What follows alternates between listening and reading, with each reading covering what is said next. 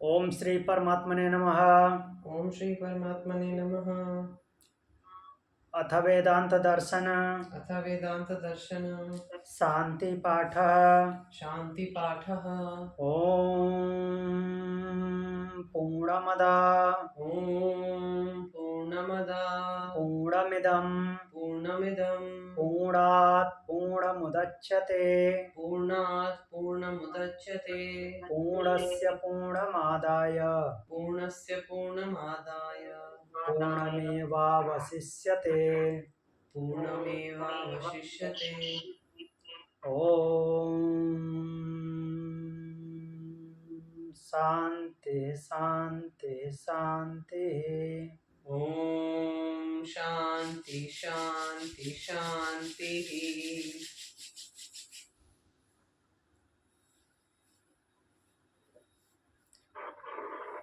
तो कल हम पढ़ रहे थे द्वितीय अध्याय तृतीय पाद 41 नंबर सूत्र 41 नंबर सूत्र हमने देखा था।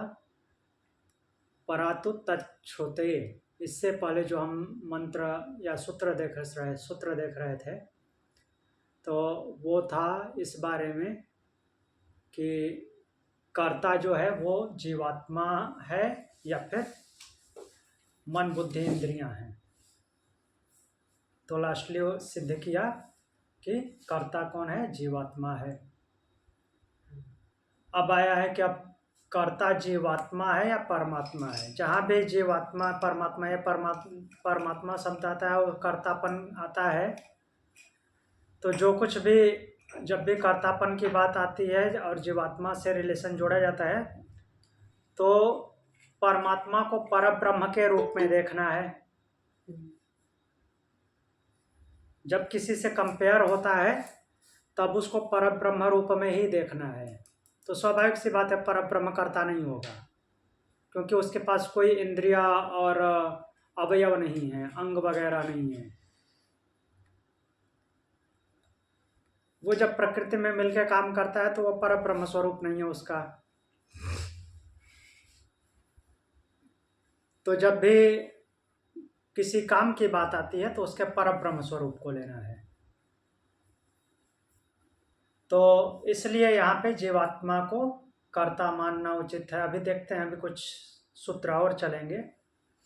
परात्व तच्छ्रुते जो कल हमने पढ़ा था कि तत् वह जीवात्मा मीन्स जीवात्मा करता है परमात्मा परात जो परे है वो। तो जीवात्मा का कर्तापन सिद्ध होता है क्योंकि श्रुति में भी ऐसा ही वर्णन आता है कि जीवात्मा करता है, परमात्मा कुछ नहीं करता। ऐसे वो जो पक्षी वाला एग्जाम्पल है उसमें भी देख लीजिए, द्वाचुपर्णा सयुजा सखाया समाने वृक्षे परिसस्व जाते। ये मुंडक उपनिषद और श्वेताश्वतर उपनिषद दोनों में है। तो मुंडक उपनिषद के तृतीय मुंडक का प्रथम खंड, जिसमें द्वासुपर्णा सयुजा सखाया समानम वृक्षम परिसस्व जाते तयोरन्य पिप्पलम स्वादवंत्यो अनस्नन अनस्नन अन्यो अभिचाकसीति। तो क्या बोला जा रहा है कि दो सुंदर पंखों वाले एक जैसे दिखने वाले सखा भाव से एक ही पेड़ पे रहते हैं दो पक्षी। उसमें एक जो है वो पीपल के वृक्ष का या ऐसे वृक्ष मान लीजिए, उस वृक्ष का क्या खट्टे मीठे फलों का स्वाद चखता है, और दूसरा अनशनन कुछ नहीं खाता पीता, अभिचा का स्थिति केवल देखता है। तो इस तरह से भी सिद्ध होता है कि कर्ता कौन है, सुख दुख कौन भोग रहा है और कौन स्वाद चख रहा है, जीवात्मा, परमात्मा नहीं।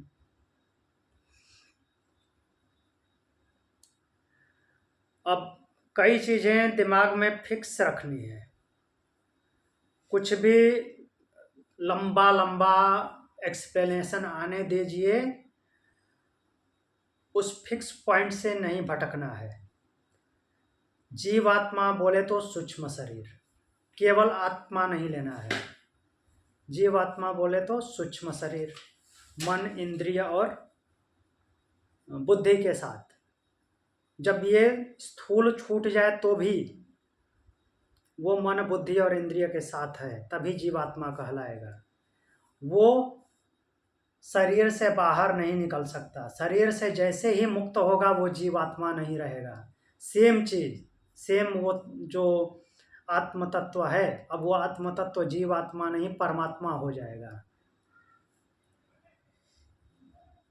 वो जीवात्मा कब तक काउंट होगा? जब तक शरीर के बंधन में रहेगा। तो ये बात क्लियर रखनी है। इसका मतलब नहीं है कि उसकी पहचान परमानेंट अलग ही है, नहीं, वो उसका पार्ट है, लेकिन वो क्या है, वो उसका अंश है, उस परमात्मा का ही अंश है, लेकिन अंश अपने मूल रूप में है। जब तक ये मन, बुद्धि, अहंकार के साथ है तब तक उसको अलग पहचान से ही देखा जाएगा।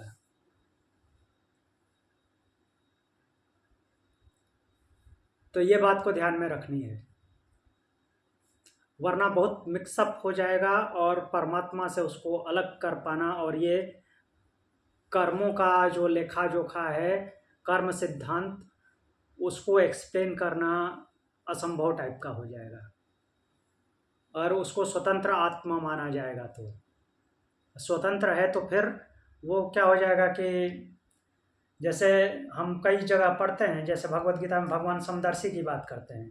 समदर्शी कब है? जब वो जीवन मुक्त अवस्था में चला गया है और वो ब्रह्म स्वरूप हो गया। अब वो जीवात्मा नहीं कहलाने योग्य है, जीवात्मा नहीं कहा जाएगा उस टाइम पे।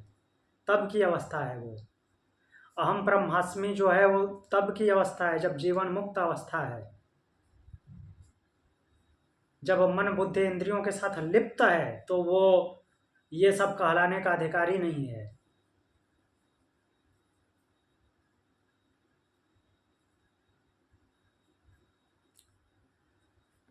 तो हम उसके आगे बढ़ते हैं अब 42 नंबर श्लोक पे, 42 नंबर सूत्र, नॉट श्लोक।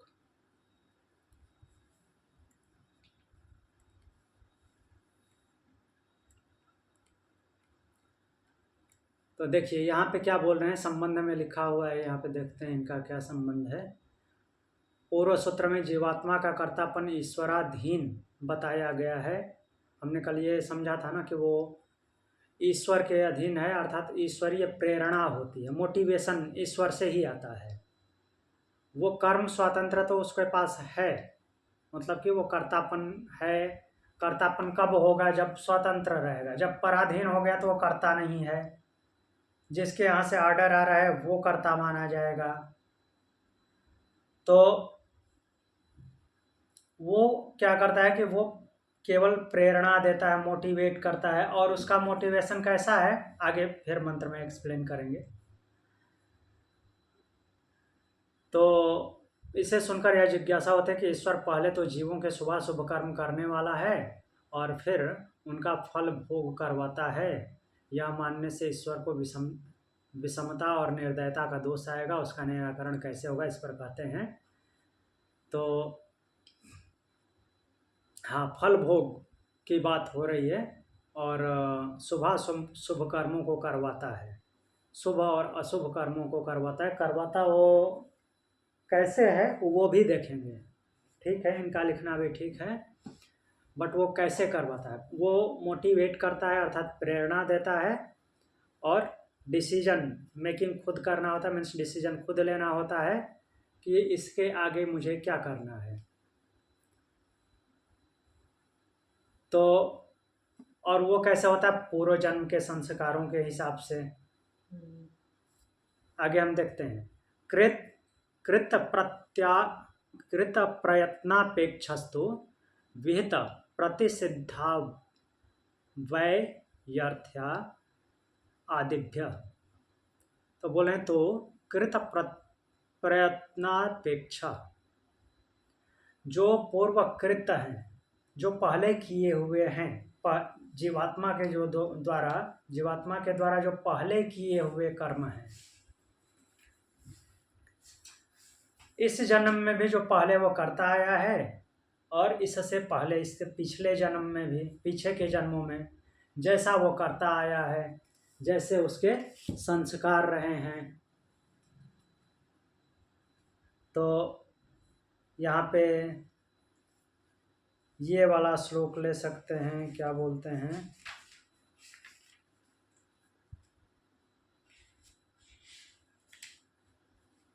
8वें चैप्टर का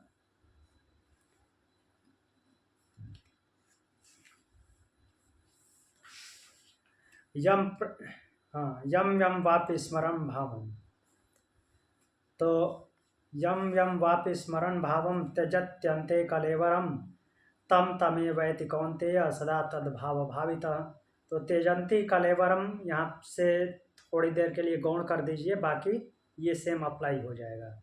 यम यम वापि स्मरण भावम, जिस जिस भावों का स्मरण करता है जीवात्मा, तम तमेवैति कौन्तेय सदा तद्भाव भावितः, मैं उसको उसी में डालता हूँ क्योंकि वो उसी भाव से सदा भावित रहा है। तो यहाँ पे कहने का तात्पर्य है कि उसके यहाँ से प्रेरणा कैसी मिलती है, कैसा मोटिवेशन मिलता है, जिस भाव से वो भावित रहा है। अर्थात जैसे कर्म वो पहले करता रहा है, जैसे उसके संस्कार बने रहे हैं, उसके पास प्रेरणा भी वैसे ही आती है, उसकी बुद्धि वैसे ही करने के लिए प्रेरित होती है। कहने का तात्पर्य ये है, अच्छा बुरा पहले समझ में तो उसको आता है, लेकिन उसकी बुद्धि प्रेरित कहाँ पे होती है, जैसे वो कर्म करते आया है पीछे से, उसी में उसकी बुद्धि प्रेरित होती है। अर्थात वो आगे उस काम के प्रति डिसीजन भी लगभग वैसा ही लेता है जैसा पीछे से करते आया है।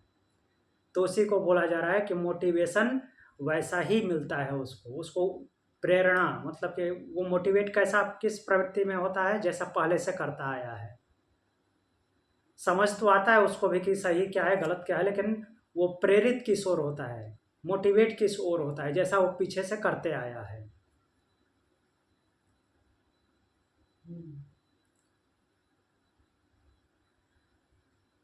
फिर आगे है विहित प्रतिषिद्ध अवैयर्थ्यादिभ्य विधि निषेध।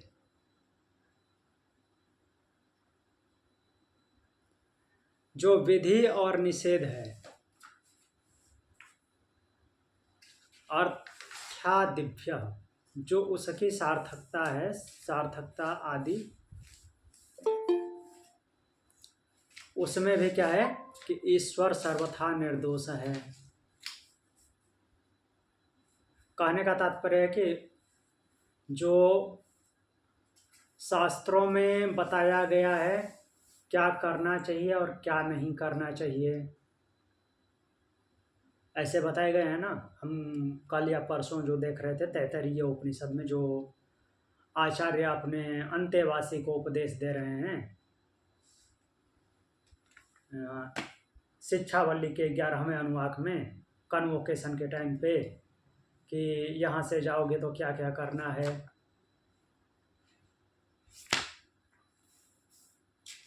तो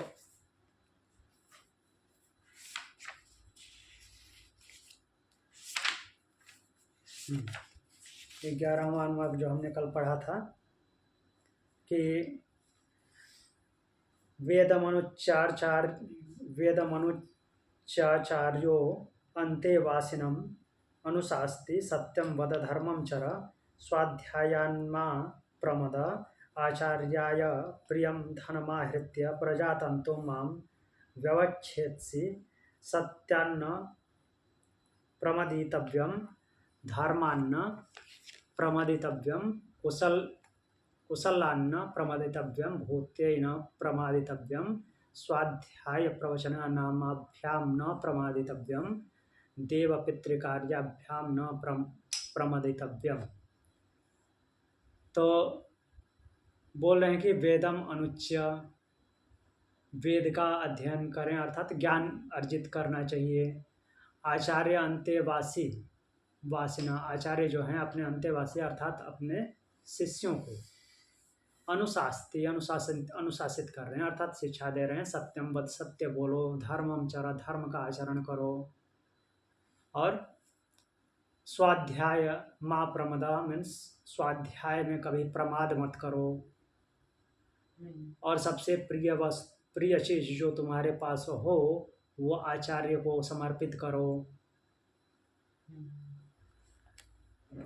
फिर आगे बोलते हैं कि प्रजातंतुम माँ व्यवच्छेदी, प्रजातंतु अर्थात संतानोत्पत्ति की परंपरा का उच्छेद मत करो। सत्यात् न प्रमदितव्यम, सत्य के प्रति प्रमाद मत करो, अर्थात सत्य का सहारा, सत्य को मत छोड़ो, उसके प्रति प्रमाद मत करो, टालो मत।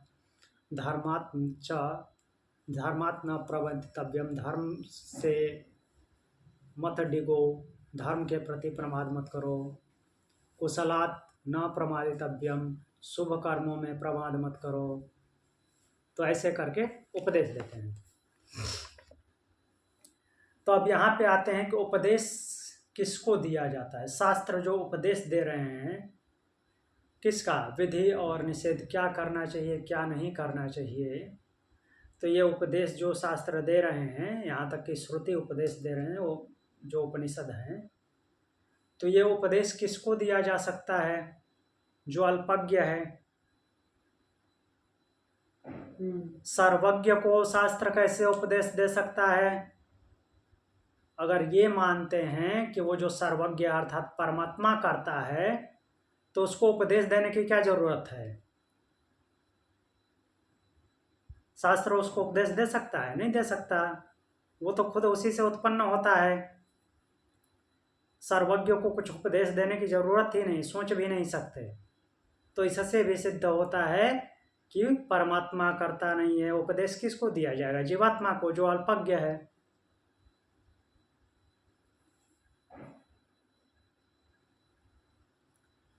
तो यहाँ पे इस सूत्र के माध्यम से भी ये सिद्ध होता है कि जीवात्मा करता है, परमात्मा नहीं। अभी ये फिर दोबारा आएगा, देखते हैं आगे क्या है।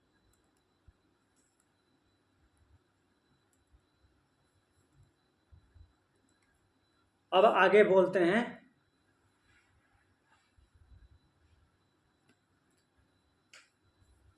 पूर्व प्रकरण में यह सिद्ध किया गया कि जीवात्मा करता है और परमेश्वर उसको कर्मों में नियुक्त करता है, अर्थात प्रेरणा देता है, मोटिवेट करता है। इससे जीवात्मा और परमात्मा भेद सिद्ध होता है। ठीक है, प्रश्न पूछने वाले ने मान लिया। श्रुतियों में भी जगह जगह भेद का प्रतिपादन किया गया, श्वेताश्वतर उपनिषद 4-6-7, परंतु कहीं कहीं अभेद का भी प्रतिपादन है, लाइक बृहदारण्यक उपनिषद 4-4-5। तथा समस्त जगत का कारण एक परब्रह्म परमेश्वर ही बताया गया। इससे भी अभेद सिद्ध होता है कि सब ये बताया गया कि समस्त जगत का कारण जो है परमात्मा है। तब इस विरोध का निराकरण करने के लिए बोलते हैं आगे,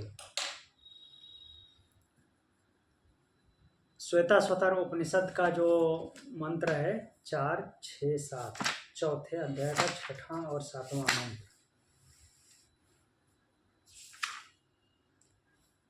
वही द्वा सुपर्णा सयुजा सखाया समानम वृक्षम परिसस्व जाते, वही उठाया हुआ है। श्रुतियों में भी जगह जगह भेद का प्रतिपादन किया गया है। तो अभी हमने पढ़ के देखा था। लेकिन बृहदारण्यक का 4-4-5 उठा के बोल रहे हैं कि यहाँ पे अभेद है, अर्थात वो परमात्मा ही संपूर्ण जगत का करता है, ऐसा बोला गया है। तो जब वो करता है तो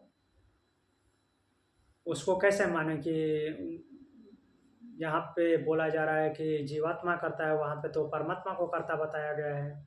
तो उस पे सूत्र बोलते हैं, अंशो नाना व्यपदेशाद अन्यथा चापि दास कितवादित्वम अधीयत एके। नाना व्यपदेशात, अनेक प्रकार से व्यपदेश अर्थात शिक्षा दी गई है, उपदेश किया गया है। किसके द्वारा उपदेश किया जाएगा, उपनिषद के द्वारा, श्रुतियों के द्वारा। और क्या बोला गया है, अन्यथा अपि, दूसरे प्रकार से भी, अंशः एके, अंशः एके, तो उस एक शाखा वाले, एके यहाँ पे आया है हाँ, एक शाखा वाले दास कितव आदित्वम, दास और कितव कह करके अधीयते, उसकी अधीनता दिखाई गई है। देखते हैं क्या बोल रहे हैं सूत्र में। अंशो नाना व्यपदेशात, अनेक उपदेशों के द्वारा इस जीवात्मा को क्या बताया गया, उसका अंश बताया गया है। आत्मा को अंश बताया गया उसका, परमात्मा का।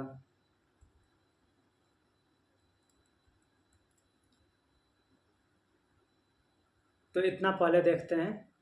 श्वेताश्वतर उपनिषद का 6, 12, 13 लेते हैं। एको वशी निष्क्रियाणाम बहुनाम एकम बीजम बहुधा यह करोति, तमात्मस्थम ये अनुपश्यन्ति धीरास्तेषां सुखम शाश्वतम नेतरेषां, नित्यो नित्यानां चेतना नामेको बहुनाम यो विदधाति कामान, तत्कारणं सांख्य योगाधिगम्यम ज्ञात्वा देवम उच्यते सर्वपाशय। एको वशी, वो क्या है, एक है, सबको अपने वश में रखता है। निष्क्रियाणाम बहुनाम एकम बीजम बहुधा यह करोति, तो वह एक है, सब पे शासन करने वाला है। और फिर क्या बोल रहे हैं कि बहुनामेकम बीजम बहुधा यह करोति, तो वह एक ही परमेश्वर जो कि बीज से, मीन्स बीज को अनेक प्रकार से विस्तृत करता है। तो कहने का तात्पर्य क्या है, सबका बीज उसमें निहित है और उससे वो संपूर्ण प्रकृति को विस्तारित करता है, अर्थात सृष्टि करता है। हृदय में स्थित परमेश्वर को जो ज्ञानी जन निरंतर देखते हैं, उन्हीं को सदा रहने वाला सुख मिलता है। सदा रहने वाला सुख मतलब कि नॉन एंडिंग हैप्पीनेस, दूसरे को नहीं। जो एक नित्य चेतन परब्रह्म परमेश्वर बहुत से नित्य चेतन जीवों के कर्म फल भोगों का विधान करता है, वही सबका कारण है। उस ज्ञान योग और कर्म योग द्वारा प्राप्त किए जाने योग परम देव परमेश्वर को जानकर जीवात्मा समस्त बंधनों से मुक्त होता है। तो यहाँ पे ये तो हमने मंत्र का अर्थ देखा, लेकिन वास्तविकता समझते हैं अब क्या है। अंशो नाना व्यपदेशात, अनेक प्रकार से उसको उपदेश किया गया है कि यह जीवात्मा क्या है, उसका अंश है। और जीवात्मा ही नहीं, प्रकृति भी उसका अंश है। भगवत गीता में हम देखते हैं, जो 10वें अध्याय के अंतिम मंत्र बोलते हैं भगवान, अथवा बहुनैतेन किम ज्ञातेन तव अर्जुन विष्टभ्याहमिदं कृत्स्नम एकांशेन स्थितो जगत। अथवा बहुत जान करके क्या होना है, अर्जुन को बोलते हैं विभूतियां बताने के बाद।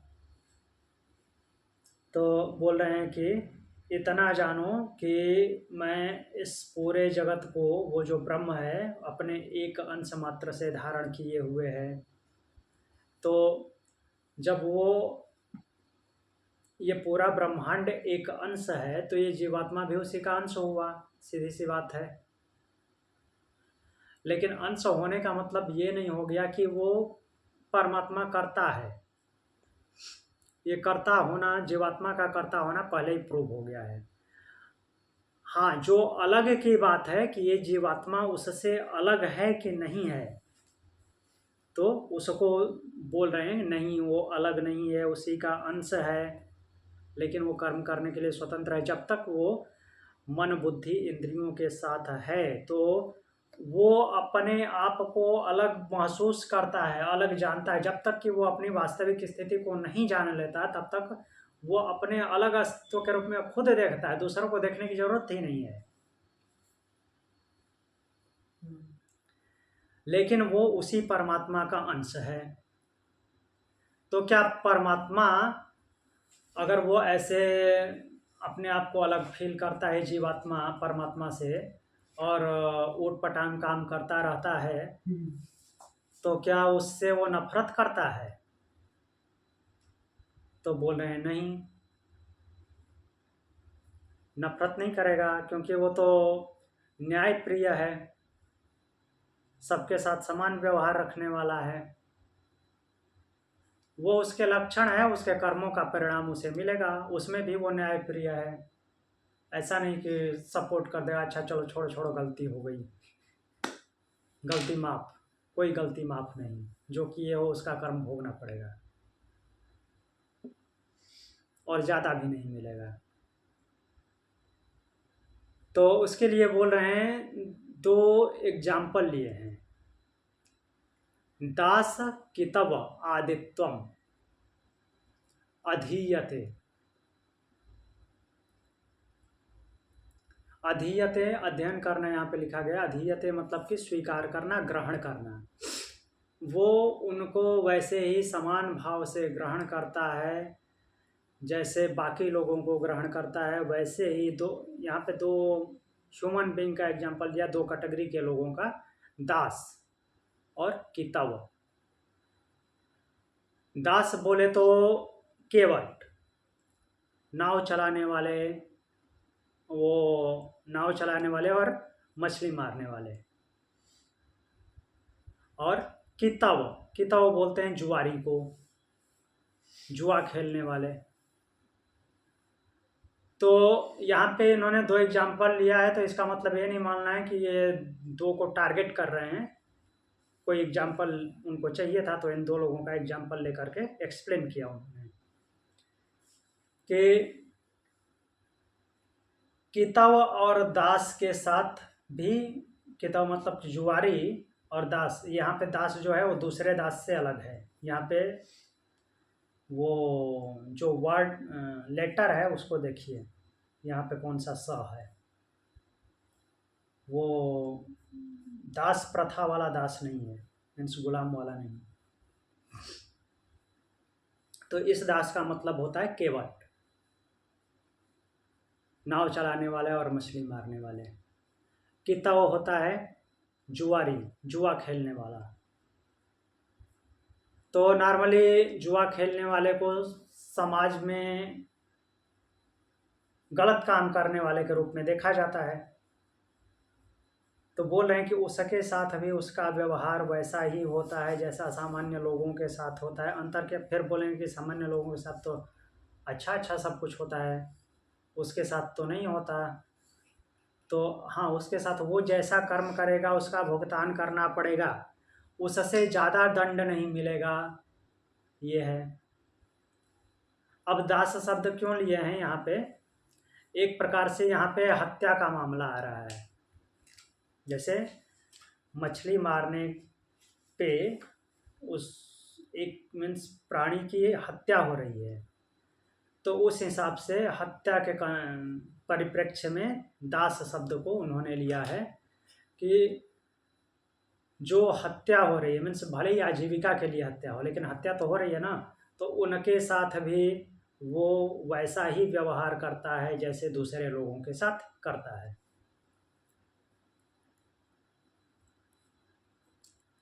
तो कहने का तात्पर्य है कि यहाँ पे उसको समदर्शी बताया गया है, केवल कर्मों का विधान करता है, मीन्स जो कर्म किए हैं, जो संस्कार रहे हैं, उसका परिणाम मिलेगा।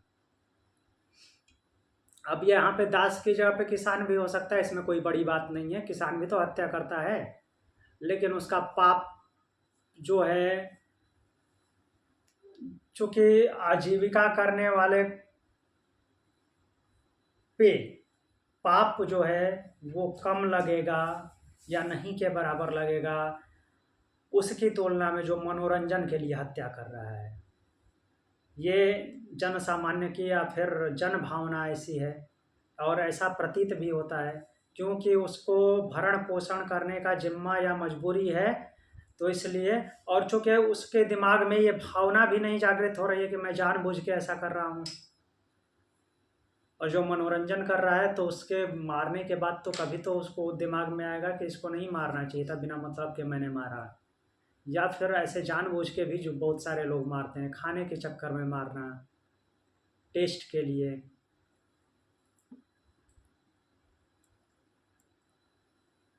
तो अब आगे बढ़ते हैं, आगे और कुछ और एग्जाम्पल लिए हैं।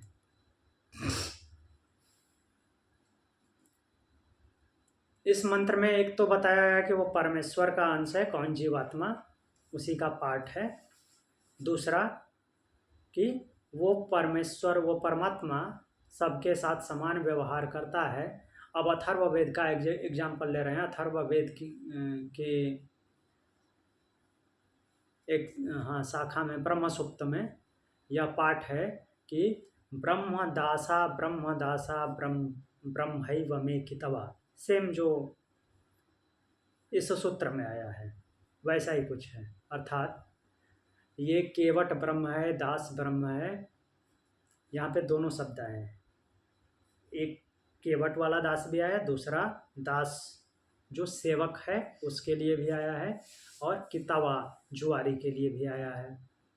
सबको ब्रह्म भाव से भावित बताया गया है। मीन्स उस सब कहने का तात्पर्य ये है, जो अथर्ववेद का मंत्र बोल रहा है कि सब में ब्रह्म है, ऐसा नहीं कि किसी में ब्रह्म नहीं है। तो ये मंत्र यह बता रहा है कि हर जगह ब्रह्म विद्यान, दास में भी ब्रह्म है, दूसरे दास में भी ब्रह्म है, और किताबों में भी ब्रह्म है। तो ब्रह्म सर्वव्यापी है, सब में है, तो ये जीवात्मा जो है उसका अंश है।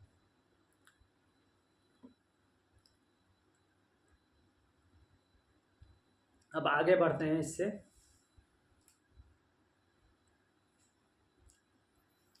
जैसे स्मृति में सबसे पॉपुलर है, लोकप्रिय है श्रीमद् भगवत गीता, तो उसी से बार बार एग्जाम्पल लेते हैं। बट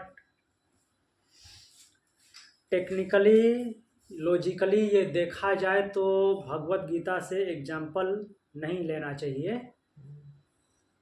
हाँ, सबसे अच्छे अच्छे मंत्र उसी में, अच्छे अच्छे श्लोक हैं, तो हम उसको उठा लेते हैं। लेकिन क्यों नहीं लेना चाहिए? जैसे हमने पीछे की क्लासों में कुछ दिन पहले, जब हमारा वो क्या चल रहा था, शून्यवाद और क्षणिकवाद, उसका वो जैनिज्म का था। हाँ, तो क्षणिकवाद में इस बुक में उन्होंने एग्जाम्पल जब बार बार घसीटे हैं, बौद्ध जैन को नहीं होना चाहिए। क्यों? ये श्रुति है, नहीं, श्रुति का मतलब नहीं है, इसलिए नहीं होना चाहिए। टाइम पीरियड वो बहुत हाँ नहीं होता। हाँ, जब को एक्सप्लेन करने के लिए श्रुति कैसे यूज करते हैं? जब ये ब्रह्म सूत्र को लिखा है बादरायण व्यास जी ने, तो बादरायण व्यास जी के लिखने के 2500 साल बाद तक कहीं बौद्ध जैन का नाम निशान नहीं रहा। बादरायण व्यास का बौद्ध जैन से क्या लेना देना, वो क्यों लेके एक्सप्लेन करेंगे? उस टाइप के भावना वाले लोग, उस टाइप की धारणा वाले लोग हमने श्वेताश्वतर उपनिषद में देखा था कि उस विचारधारा वाले लोग उस टाइम पे भी थे। इसलिए बादरायण व्यास ने वो सब एग्जाम्पल लिए हैं, वो उनके दिमाग में वो प्रश्न उठे हैं। वैसे ही भगवत गीता में भगवान खुद ब्रह्मसूत्र का नाम लेते हैं, अर्थात ब्रह्मसूत्र भगवत गीता से पहले का है। तो टाइम पीरियड के मामले में हमको एग्जाम्पल सामान्यतः नहीं लेना चाहिए भगवत गीता से, बट भगवत गीता में सबसे अच्छे अच्छे श्लोक हैं, तो इसलिए हम उससे ले लेते हैं। और चूंकि भगवत गीता में जो सूत्र हैं, मंत्र व्याख्याकार दे रहा है ना, हाँ, ये एग्जांपल्स व्याख्याकार दे रहा है ना। हाँ, व्याख्याकार दे रहे हैं। सो वो तो बादरायण व्यास तो केवल सूत्र लिख के चले गए हैं, वो क्यों एक्सप्लेन करेंगे? हाँ, लेकिन फिर भी राइटर व्यास, और मतलब व्यास ही है ना, गीता के राइटर भी, और हाँ, वो भी भगवत गीता के, महाभारत के लेखक व्यास ही हैं। बट व्यास जी ने ही ब्रह्मसूत्र पहले लिखा है, महाभारत बाद में लिखा है। सर वैसे भी इन अ वे देखिए तो not just the time period, but आप कॉन्स्टिट्यूशन की को एक्सप्लेन करने के लिए एक कॉमन लॉ क्यों लोगे? कॉमन लॉ बाद में आया है, वो प्रिंसिपल पहले आया है। ये जो श्रुति है ये तो बड़ी फिलॉसफी है। हाँ, इसमें से निकली है स्मृतियाँ अपने अपने समय काल दर्शन जी। परिस्थितियों के अनुसार वो अगर हम उसके एग्जाम्पल ले लेते हैं तो आज हम अगर मनुस्मृति का एग्जाम्पल लेंगे वो श्रुति पे फेल हो जाएगा। तो हाँ it is wrong to do that. ये इनफैक्ट ये गलत कर रहे हैं, ये टिप्पणियां गलत ले रहे हैं। इनको हाँ एग्जाम्पल नॉर्मल लाइफ से ले लें तो बेटर रहेगा, बट ये ले ऐसे रहे हैं कि स्मृतियों के एग्जाम्पल जज तो नहीं रहे हैं इसमें। हाँ, नहीं, जहाँ पे स्मृतिश्च शब्द आता है वो स्मृति के लिए वो दो तरह से अर्थ आता है। स्मृतिश्च जहाँ जहाँ शब्द आया मतलब कि वैसा स्मरण में आता है, इस भाव से लेकर के एक्सप्लेन करना चाहिए। और दूसरा शब्द ये भी आता है कि स्मृतियों में ऐसा बोला गया, तो ये ब्रह्म सूत्र जो लिखा गया है, तो स्मृतियों से भी पहले लिखा है। नहीं, ब्रह्म सूत्र ऐसा नहीं बोल सकते कि स्मृतियों सारी स्मृतियों से पहले लिखा गया है, चूंकि ब्रह्म सूत्र बादरायण व्यास ही लिख रहे हैं। तो बादरायण व्यास क्या कर रहे हैं कि मेनली वो उपनिषद का दर्शन करा रहे हैं, उपनिषदों में जो कन्फ्यूजन है उस पर प्रश्न उठा उठा करके उसको उत्तर दे रहे हैं। तो ये ब्रह्म सूत्र भी एक्चुअली स्मृति ही है, बट ये एक्सप्लेन कर रहा है ब्रह्म सूत्र हमारे उपनिषदों को। तो मैक्सिमम एग्जाम्पल जो है, मैक्सिमम क्या 99% एग्जाम्पल उपनिषदों से ही आने चाहिए। Correct. हाँ, जहाँ जहाँ स्मृतिश्च लिखा गया उसके दो अर्थ हैं। वैसा स्मृति अर्थात हमारी यादाश्त में आता है। यादाश्त में क्यों आता है? क्योंकि श्रुतियों में ऐसा बोला गया है। वो जनरल रूल है नेचर और ब्रह्म का, इसलिए वैसा याद आता है, वैसे दिमाग में वैसी बातें इसलिए आती हैं, इस भाव से एक्सप्लेन होना चाहिए। नहीं, पर सर कमेंटेटर्स को भी बहुत इजी लगता है ना कि भगवत गीता उठा के हाँ, उसमें बोल से देंगे। एक्सप्लेन कर दो। हाँ और जो कथाकार हैं उनको रामायण में से बहुत इजी लगता है एक्सप्लेन करना, एग्जाम्पल देना। फिलॉसफी तो लूज कर जाते हैं फिर उस चक्कर में, कहानी हाँ में लूज जाते जी, हैं। तो इस बात का ध्यान रखना चाहिए हैं कि जिसके लिए ये लिखा गया है उसी को एक्सप्लेन करना है। Good point, good point.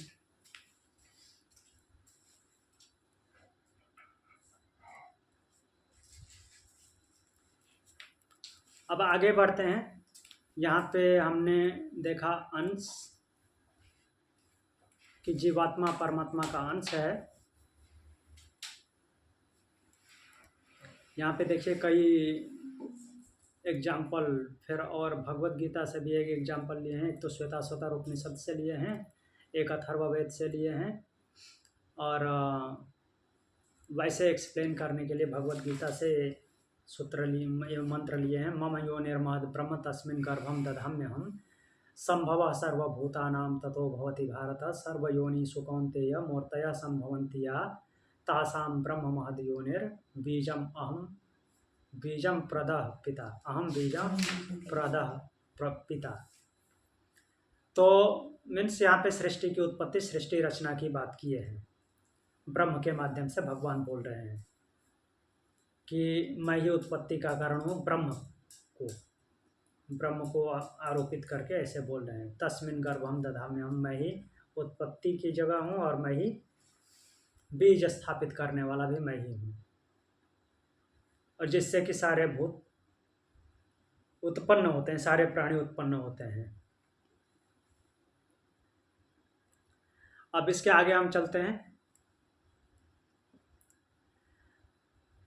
तो आगे जो सूत्र आया है उसमें बोले मंत्र वर्णाच, मंत्रों में भी ऐसा ही वर्णन मिलता है।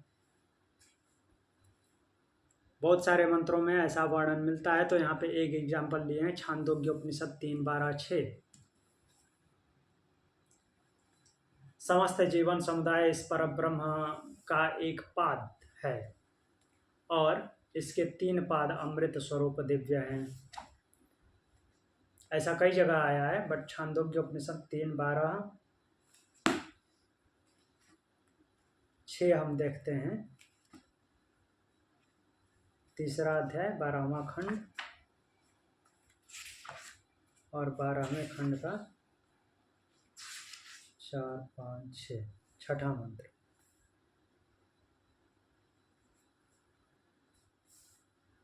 तो यहाँ पे बोल रहे हैं कि तावानस्य महिमा ततो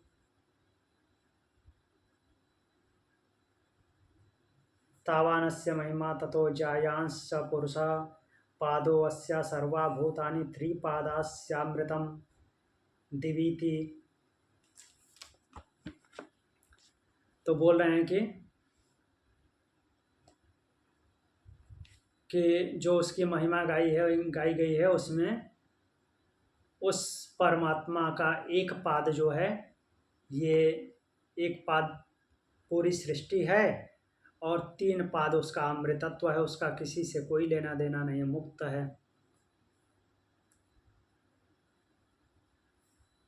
तो एक पाद में ही पूरी सृष्टि है और 3 पाद जो है स्वतंत्र है। तो जो 3 पाद स्वतंत्र है तो इसका मतलब नहीं कि तो 3 पाद इसके बाहर है, नहीं, वो 3 पाद इसमें भी परिपूर्ण है और इसके अलावा भी है, इसमें रहते हुए भी वो मुक्त है। वो परब्रह्म को 3 पाद जो परब्रह्म है उसको बाहर नहीं समझ लेना है कि अब वो प्रकृति से मीन्स सृष्टि से बाहर रहेगा, इसमें नहीं घुसेगा, नहीं, इसमें भी घुसा हुआ है और इसमें घुस करके भी मुक्त है। जो हम बार बार ये देखते हैं कि हृदय आकाश में है, हृदय आकाश में वो जीवात्मा भी है और वो परब्रह्म रूप में भी है। देखिए यहाँ पे आ गया अपि च स्मर्यते, ऐसा स्मरण में आता है। स्मरण में आता है मतलब कि याद आता है, ऐसा स्मृतियों में ऐसा, स्मृति में ऐसा आता है, याद आता है। तो स्मृति का यहाँ पे व्याख्याकार ऐसे अर्थ ले लेता है, स्मृति जो लिखी हुई बुक्स हैं, हमारे लिखे हुए ग्रंथ हैं, तो उन स्मृतियों से उठा लेते हैं। यहाँ पे सूत्रकार का तात्पर्य केवल वो नहीं है, उससे ज़्यादा कहीं ये है कि हमारे दिमाग में ये बातें आती हैं जो बोली जा रही हैं। क्योंकि ये मंत्र दृष्टा ने बोले, मंत्र दृष्टा के दिमाग में क्यों ऐसा आया है, क्योंकि वो नेचुरली वैसे शब्द अर्थात वैसे रूल रेगुलेशन वो नेचुरली हैं, तो हमारे दिमाग में भी आएंगे।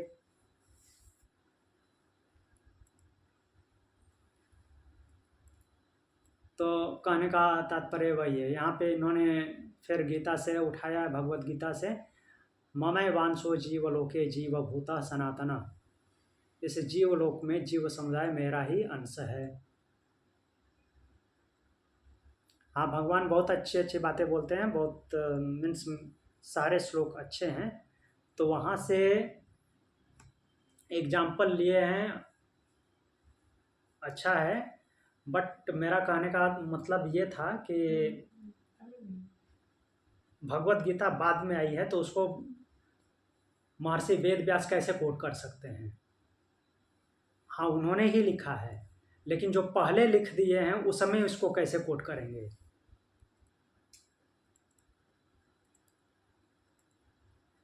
तो अब आगे हम देखते हैं।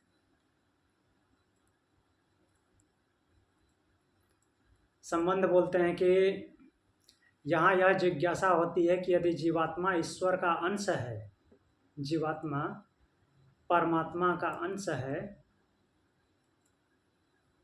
तब तो वह जीव के शुभाशुभ कर्मों से और सुख दुखादि भोगों से ईश्वर का भी संबंध होता होगा। सही प्रश्न है ना। अगर ये जीवात्मा उसका अंश है तो जो उसका अंश करेगा उसका प्रभाव उस पर भी पड़ना चाहिए।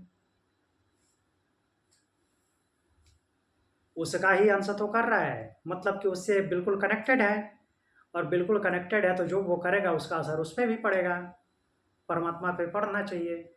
उसका अंश जो कर रहा है, जो भी सही काम कर रहा है या बुरे काम कर रहा है, उन सबका अंश, सबका अगर इस मामले में अंश है तो उस मामले में उसको भागीदार बनना चाहिए। तो इस पे सूत्र बोल रहे हैं, प्रकाशादिवन्नैवं परः। तो जो वो पर है अर्थात परमात्मा है, एवं इस प्रकार किसके, जीवात्मा से, जीवात्मा के जो गुण दोष हैं उससे न, उससे संबंध नहीं रखता। क्यों नहीं रखता? जबरदस्ती नहीं, ऐसा नहीं बोल रहे हैं। बोल रहे हैं प्रकाशादिवत, प्रकाश आदि की भांति। प्रकाश का एग्जाम्पल लिए हैं, प्रकाश आदि में प्रकाश के जैसे और भी हम ले सकते हैं एग्जाम्पल, इसलिए प्रकाशादिवत बोल रहे हैं। प्रकाश आदि जैसे होते हैं वैसे ही वो परमात्मा भी इस जीव के साथ है, जीवात्मा के साथ। कैसे? प्रकाश अच्छे अच्छे फूलों के ऊपर भी पड़ता है और प्रकाश गंदे नाले में भी पड़ता है। तो प्रकाश जहाँ अच्छे जगह पे पड़ता है तो वहाँ कहाँ पे, वहाँ पे और ज़्यादा मीन्स पुण्य वाला हो जाता है, और गंदे नाले में पड़ता है तो क्या उसके गंदे नाले के छींटे पड़ जाते हैं उस पर? नहीं, कुछ नहीं होता ना। अच्छी जगह पे पाने से, पड़ने से वो और पुण्य भोगों वाला भी नहीं होता, जैसा है वैसा ही है। और गंदे नाले में पड़ेगा तो भी वह जैसा प्रकाश है वैसा ही रहेगा। वैसा ही ये जीवात्मा के साथ परमात्मा का संबंध है। जीवात्मा उस परमात्मा का वैसे ही अंश है जैसे कि प्रकाश पड़ता है। मीन्स प्रकाश हर जगह जैसे विद्यमान है, लेकिन उस पर अच्छे और गंदे जगह से उस पर कोई प्रभाव नहीं पड़ता। गंदे जगह से वो गंदा नहीं होता और अच्छे जगह से और साफ नहीं हो जाता। जैसा है वैसा ही है, वैसा ही वो परमात्मा है। ये जीव उसका मीन्स जीवात्मा उसका अंश होते हुए भी वो जीवात्मा के शुभ अशुभ कर्मों से लिप्त, शुभ अशुभ कर्मों का उस पर कोई प्रभाव नहीं पड़ता। उसका प्रभाव खुद जीवात्मा पे ही पड़ेगा।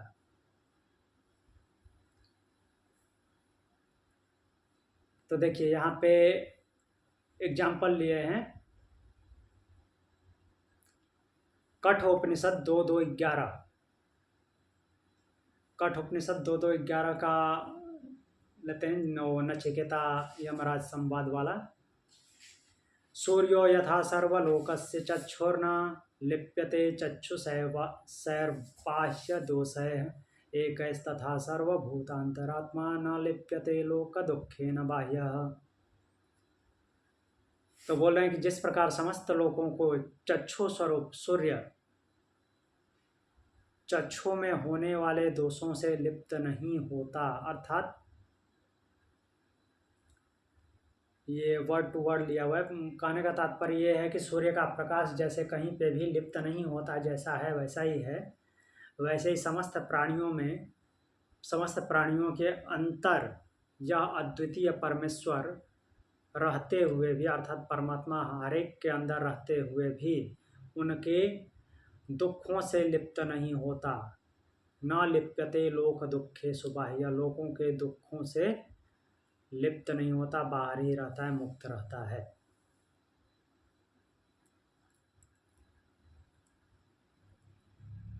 फिर से आया है स्मरन्ति च, ऐसा स्मरण में आता है, स्मृति में आता है।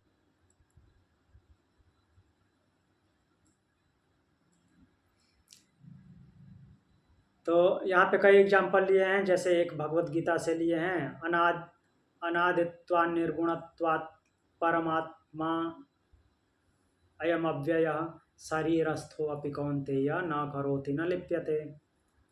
बोल रहे हैं कि यह अविनाशी परमात्मा अनादि और गुणातीत होने के कारण शरीर में स्थित हुआ भी न तो स्वयं करता है, देखिए यहाँ पे भगवान भी बोल रहे हैं करता नहीं है, और न सुख दुखादि फलों में लिप्त होता है। भगवत गीता का अध्याय 13 31 नंबर श्लोक। और फिर महाभारत से एग्जाम्पल ले रहे हैं, महाभारत के शांति पर्व से। उसमें बोल रहे हैं कि परमात्मा नित्य और निर्गुण कहा गया है। वह जिस प्रकार कमल का पत्ता जल में रहते हुए जल से लिप्त नहीं होता, वैसे वह जीव कर्म फल से लिप्त नहीं होता। कमल के पत्ते का उदाहरण तो भगवान ने भी लिया है। तो ये महाभारत के शांति पर्व 351 14-15। तो ऐसे ही फिर श्रुतियों का एग्जाम्पल लेते हैं, मुंडक उपनिषद 3:1-1, वही जो हमने अभी पढ़ा। द्वा सुपर्णा सयुजा सखाया समाने वृक्षे परिसस्व जाते।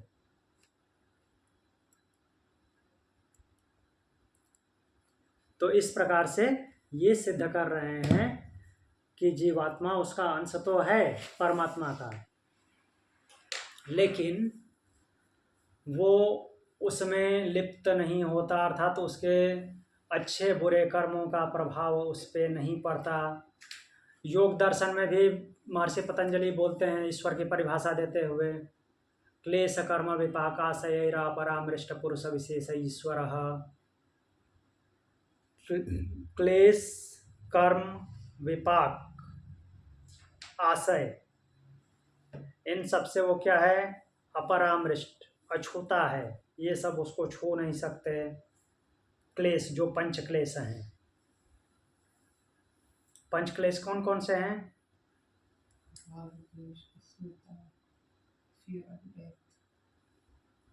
अविद्या, अस्मिता, राग द्वेष, अभिनिवेश। क्लेश, कर्म, विपाक, आशय, आशय मतलब क्यों, इनका आश्रय। तो इन सब से वो क्या होता है, ईश्वर अछूता है, परमात्मा अछूता है, ये सब उस पर प्रभाव नहीं डालते, इनसे कोई लेना देना नहीं उसका, न पहले था न आज है और न ही आगे होगा, कोई मतलब नहीं रहता। इन सब का मतलब किससे है, जीवात्मा से।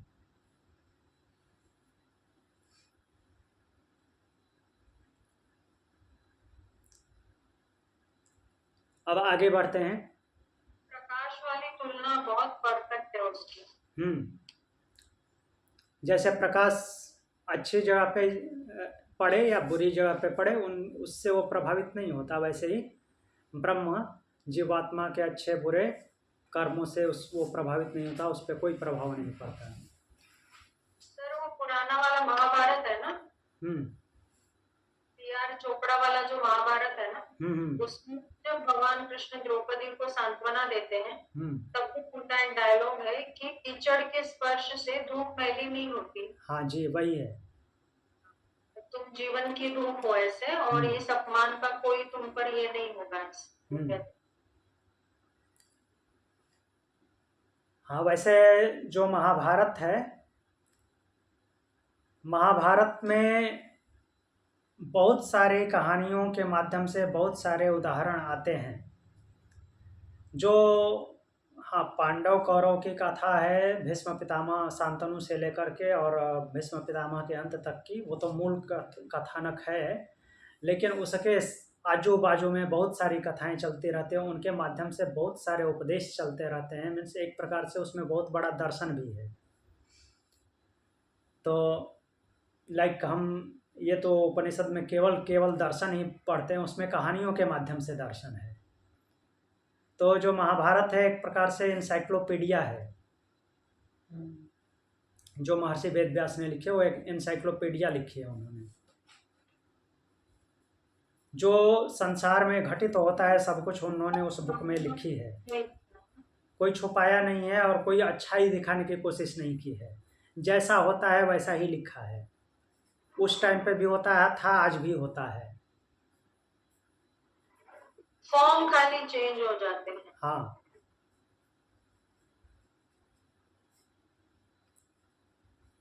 तो अब आगे बढ़ते हैं, एक मंत्र और देख लेते हैं। संबंध में क्या लिख रहे हैं कि अब यह जिज्ञासा होती है कि जब सभी जीव एक ही परमात्मा के अंश हैं, तब किसी एक के लिए जिस कामना को करने की आज्ञा दी जाती है, तो दूसरे के लिए उसी का निषेध क्यों किया जाता है।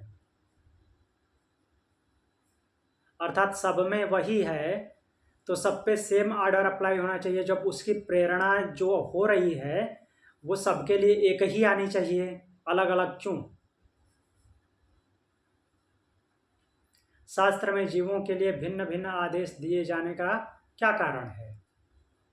जैसे शास्त्र शिक्षा देते हैं तो वो भी अलग अलग तरह की शिक्षा क्यों देते हैं। इस पर कहते हैं अनुज्ञा परिहारो देह संबंधा ज्योतिरादिवत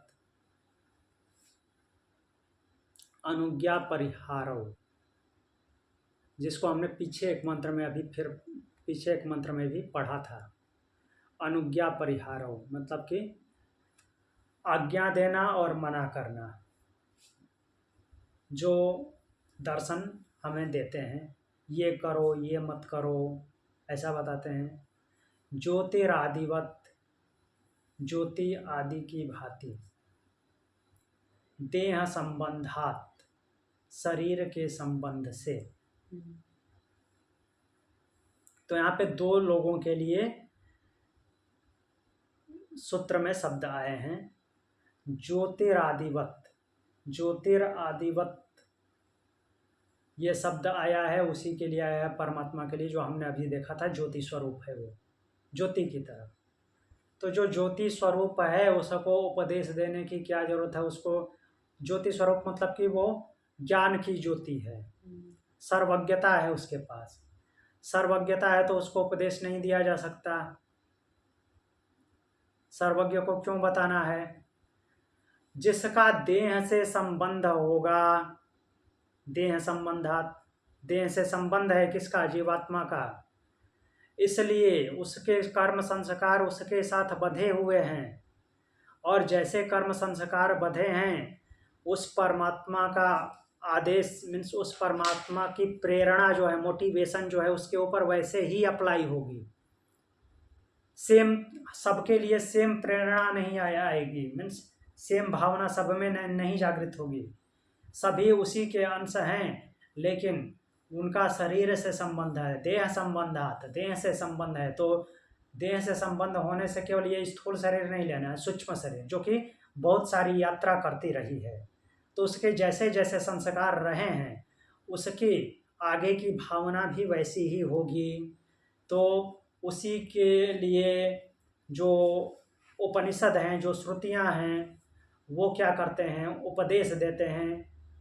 देह संबंध है, देह से संबंध है, अलग अलग तरह की धारणाएं रही हैं, अलग अलग कर्म रहे, कार्मिक अकाउंट अलग अलग बने हुए हैं, तो अलग अलग विचार आते हैं। तो इसलिए ये श्रुति उपनिषद अच्छे और बुरे कर्मों का उपदेश देते रहते हैं कि ये करो ये मत करो, ये करो ये मत करो। ऐसा अभी जो हमने तैत्तरीय उपनिषद में देखा।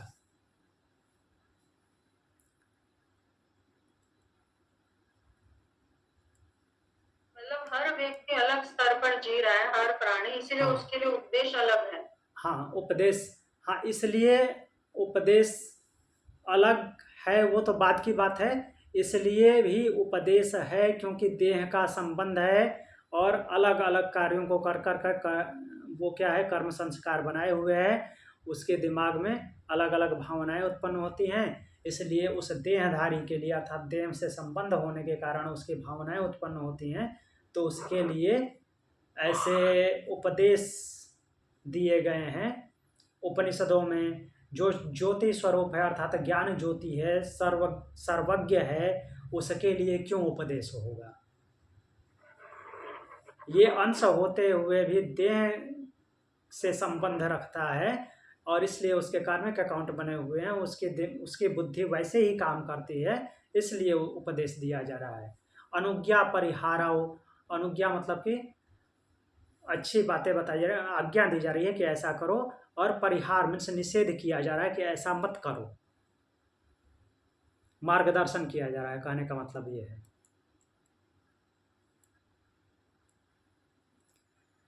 तो आज के लिए इतना ही। आज की कक्षा यहीं पे पूर्ण करते हैं। प्रणाम। ओम शांति।